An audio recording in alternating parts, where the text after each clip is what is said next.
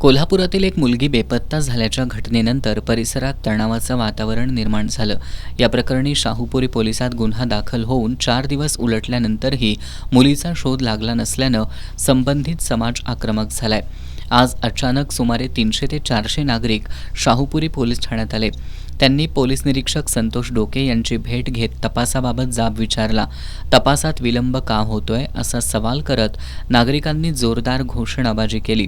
परिस्थिती तणावपूर्ण झाल्यानंतर पोलीस निरीक्षक संतोष डोके यांनी बाहेर येऊन जमावाशी संवाद साधला।